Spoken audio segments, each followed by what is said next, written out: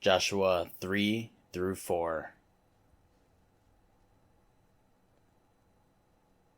Then Joshua got up early in the morning, and he and all the sons of Israel set out from Shittim, and came to the Jordan. And they spent the night there before they crossed. Then at the end of 3 days the officers went through the midst of the camp, and they commanded the people, saying, When you see the ark of the covenant of the Lord your God, with the Levitical priests carrying it, then you shall set out from your place and go after it. However, there shall be a distance between you and it of about 2,000 cubits by measurement. Do not come near it, so that you may know the way by which you shall go, for you have not passed this way before. Then Joshua said to the people, Consecrate yourselves, for tomorrow the Lord will do miracles among you. And Joshua spoke to the priests, saying, Take up the ark of the covenant, and cross over ahead of the people. So they took up the ark of the covenant, and went ahead of the people. Now the Lord said to Joshua, This day I will begin to exalt you in the sight of all Israel, so that they will know that just as I have been with Moses, I will be with you. So you shall command the priests who are carrying the ark of the covenant, saying, When you come to the edge of the waters of the Jordan, you shall stand still in the Jordan. Then Joshua said to the sons of Israel, Come here, and hear the words of the Lord your God. And Joshua said, By this you will know that the living God is among you, and that he will assuredly drive out from you the Canaanite, the Hittite, the Hivite, the Perizzite, the Girgashite, the Amorite, and the Jebusite. Behold, the ark of the covenant of the Lord of all the earth is crossing over ahead of you into the Jordan. Now then, take for yourselves 12 men from the tribes of Israel, 1 man for each tribe. And it will come about, when the soles of the feet of the priests who carry the ark of the Lord of all the earth, rest in the waters of the waters of the Jordan will be cut off, that is, the waters which are flowing down from above, and they will stand in one heap.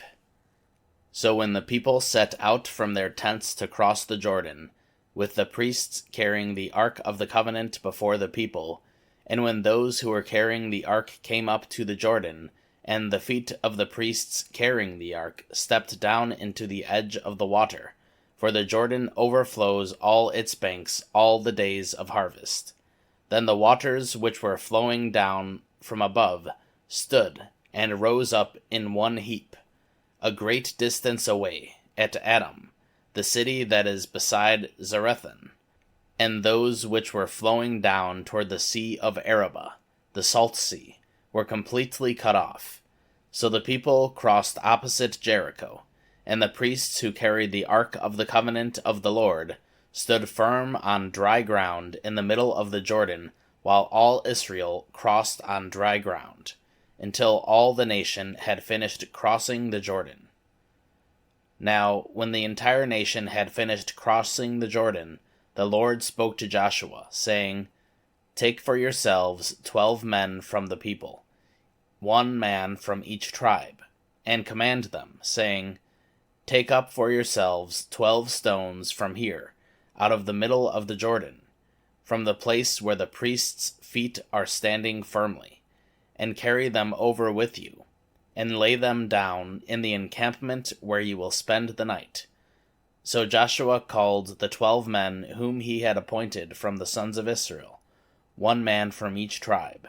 And Joshua said to them, Cross again to the ark of the Lord your God into the middle of the Jordan, and each of you take up a stone on his shoulder, according to the number of the tribes of the sons of Israel. This shall be a sign among you, when your children ask later, saying, What do these stones mean to you? Then you shall say to them, The waters of the Jordan were cut off before the ark of the covenant of the Lord. When it crossed the Jordan, the waters of the Jordan were cut off. So these stones shall become a memorial to the sons of Israel forever. So the sons of Israel did exactly as Joshua commanded, and took up 12 stones from the middle of the Jordan, just as the Lord spoke to Joshua. according to the number of the tribes of the sons of Israel. And they carried them over with them to the encampment and put them down there. Then Joshua set up 12 stones in the middle of the Jordan at the place where the feet of the priests who carried the ark of the covenant were standing. And they are there to this day. For the priests who carried the ark were standing in the middle of the Jordan until everything was completed that the Lord had commanded Joshua to speak to the people, according to all that Moses had commanded Joshua. And the people hurried and crossed. And when all the people had finished crossing, then the ark of the Lord and the priests crossed in front of the people, the sons of Reuben, the sons of Gad, and the half-tribe of Manasseh crossed over in battle formation before the sons of Israel, just as Moses had spoken to them. About 40,000, equipped for war, crossed for battle before the Lord to the desert plains of Jericho. On that day the Lord exalted Joshua in the sight of all Israel, so that they revered him, just as they had revered Moses all the days of his life. Now the Lord said to Joshua, "Command the priests who carry the ark of the testimony that they come up from the Jordan." So Joshua commanded the priests, saying, "Come up from the Jordan." It came about, when the priests who carried the covenant of the ark of the Lord had come up from the middle of the Jordan, and the soles of the priests' feet were lifted up to the dry ground, that the waters of the Jordan returned to their place, and went over all its banks as before. Now the people came up from the Jordan on the 10th of the first month, and camped at Gilgal, on the eastern edge of Jericho. As for those 12 stones which they had taken from the Jordan, Joshua set them up at Gilgal. And he said to the sons of Israel, "When your children ask their fathers in time to come, saying, 'What are these stones?' then you shall inform your children, saying, 'Israel crossed this Jordan on dry ground.' For the Lord your God dried up the waters of the Jordan before you until you had crossed, just as the Lord your God had done to the Red Sea, which he dried up before us until we had crossed, so that all the peoples of the earth may know that the hand of the Lord is mighty, so that you may fear the Lord your God forever." Matthew 10. Jesus summoned his 12 disciples and gave them authority over unclean spirits, to cast them out, and to heal every disease and every sickness. Now the names of the 12 apostles are these: the first, Simon, who is called Peter, and his brother Andrew, and James, the son of Zebedee, and his brother John, Philip and Bartholomew, Thomas and Matthew, the tax collector, James the son of Alphaeus, and Thaddeus, Simon the Zealot, and Judas Iscariot, the one who also betrayed him. These 12 Jesus sent out after instructing them, saying, "Do not go on a road to the Gentiles, and do not enter a city of Samaritans, but rather go to the lost sheep of the house of Israel. And as you go, preach, saying, 'The kingdom of heaven has come near.' Heal the sick, raise the dead, cleanse those with leprosy, cast out demons. Freely you received, freely give. Do not acquire gold or silver or copper for your money belts, or a bag for your journey, or even 2 tunics, or sandals, or a staff, for the worker is deserving of his support. And whatever city or village you enter, inquire who is worthy in it, and stay at his house until you leave that city. As you enter the house, give it your greeting. If the house is worthy, see that your blessing of peace comes upon it. But if it is not worthy, take back your blessing of peace. And whoever does not receive you, nor listen to your words, as you leave that house or city, shake the dust off your feet. Truly I say to you, it will be more tolerable for the land of Sodom and Gomorrah on the day of judgment than for that city. Behold, I am sending you out as sheep in the midst of wolves. So be as wary as serpents, and as innocent as doves. But be on guard against people, for they will hand you over to the courts and flog you in the synagogues. And you will even be brought before governors and kings on my account, as a testimony to them and to the Gentiles.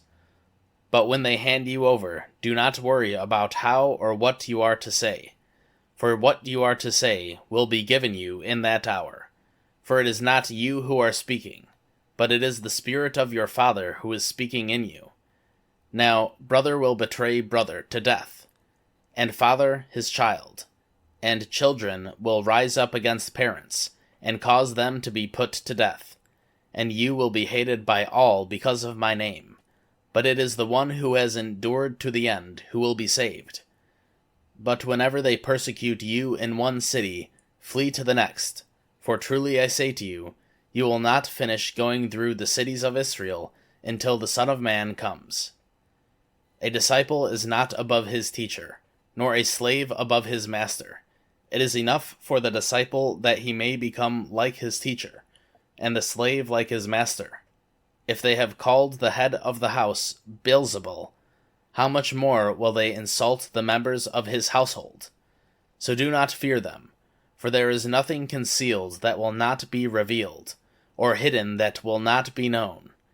What I tell you in the darkness I tell in the light, and what you hear whispered in your ear proclaim on the housetops. And do not be afraid of those who kill the body, but are unable to kill the soul, but rather fear him who is about to destroy both soul and body in hell. Are 2 sparrows not sold for an assarion? And yet not one of them will fall to the ground apart from your Father.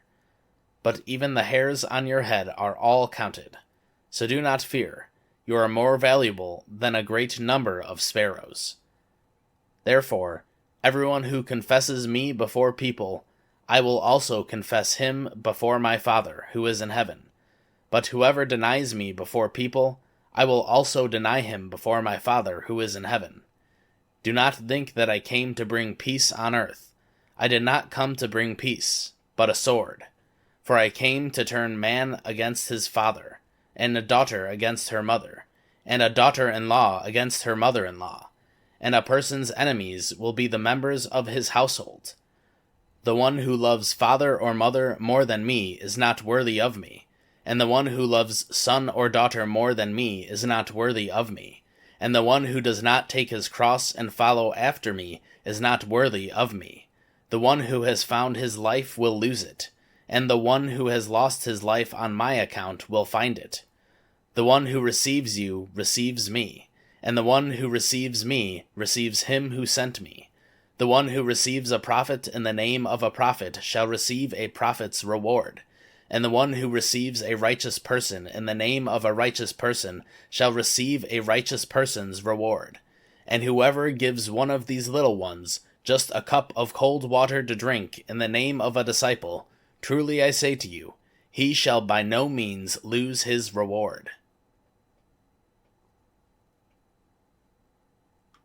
Colossians 2. For I want you to know how great a struggle I have in your behalf, and for those who are at Laodicea, and for all those who have not personally seen my face, that their hearts may be encouraged, having been knit together in love, and that they would attain to all the wealth that comes from the full assurance of understanding, resulting in a true knowledge of God's mystery, that is, Christ himself, in whom are hidden all the treasures of wisdom and knowledge. I say this so that no one will deceive you with persuasive arguments. For even though I am absent in body, I am nevertheless with you in spirit, rejoicing, to see your orderly manner, and the stability of your faith in Christ. Therefore, as you have received Christ Jesus the Lord, so walk in him, having been firmly rooted and now being built up in him and established in your faith, just as you were instructed, and overflowing with gratitude. See to it that there is no one who takes you captive through philosophy and empty deception in accordance with human tradition, in accordance with the elementary principles of the world, rather than in accordance with Christ. For in him the fullness of deity dwells in bodily form, and in him you have been made complete, and he is the head over every ruler and authority, and in him you were also circumcised with a circumcision performed without hands, in the removal of the body of the flesh by the circumcision of Christ, having been buried with him in baptism, in which you were also raised with him through faith in the working of God, who raised him from the dead. And when you were dead in your wrongdoings and the uncircumcision of your flesh, he made you alive together with him, having forgiven us all our wrongdoings, having cancelled the certificate of debt consisting of decrees against us, which was hostile to us, and he has taken it out of the way, having nailed it to the cross. When he had disarmed the rulers and authorities, he made a public display of them, having triumphed over them through him. Therefore, no one is to act as your judge in regard to food or drink, or in respect to a festival or new moon, or a Sabbath day, things which are only a shadow of what is to come, but the substance belongs to Christ. Take care that no one keeps defrauding you of your prize by delighting in humility and the worship of the angels, taking his stand on visions he has seen, inflated without cause by his fleshly mind, and not holding firmly to the head, from whom the entire body, being supplied and held together by the joints and ligaments, grows with a growth which is from God. If you have died with Christ to the elementary principles of the world, why, as if you were living in the world, do you submit yourselves to decrees, such as, do not handle, do not taste, do not touch, which all refer to things destined to perish with use, in accordance with the commandments and teachings of man? These are matters which do have the appearance of wisdom in self-made religion, and humility, and severe treatment of the body, but are of no value against fleshly indulgence. Proverbs 4:10-19. Listen, my son, and accept my sayings, and the years of your life will be many. I have instructed you in the way of wisdom. I have led you in upright paths. When you walk, your steps will not be hampered, and if you run, you will not stumble. Take hold of instruction. Do not let go. Guard her, for she is your life. Do not enter the path of the wicked, and do not proceed in the way of evil people. Avoid it, and do not pass by it. Turn away from it, and pass on. For they cannot sleep unless they do evil, and they are robbed of sleep unless they make someone stumble. For they eat the bread of wickedness, and drink the wine of violence. But the path of the righteous is like the light of dawn, that shines brighter and brighter until the full day. The way of the wicked is like darkness. They do not know over what they stumble. Psalm 81. Sing for joy to God our strength. Shout joyfully to the God of Jacob. Raise a song, strike the tambourine, the sweet-sounding lyre with the harp. Blow the trumpet at the new moon, at the full moon, on our feast day. For it is a statute for Israel, an ordinance of the God of Jacob. He established it as a testimony in Joseph. When he went throughout the land of Egypt, I heard a language I did not know. I relieved his shoulder of the burden. His hands were freed from the basket. You called in trouble, and I rescued you. I answered you in the hiding place of thunder. I put you to the test at the waters of Meribah. Hear, my people, and I will admonish you. Israel, if you would listen to me. There shall be no strange god among you, nor shall you worship a foreign god. I, the Lord, am your God, who brought you up from the land of Egypt. Open your mouth wide, and I will fill it. But my people did not listen to my voice, and Israel did not obey me. So I gave them over to the stubbornness of their heart, to walk by their own plans. Oh, that my people would listen to me, that Israel would walk in my ways. I would quickly subdue their enemies, and turn my hand against their adversaries. Those who hate the Lord would pretend to obey him, and their time of punishment would be forever. But I would feed you with the finest of the wheat, and with honey from the rock I would satisfy you.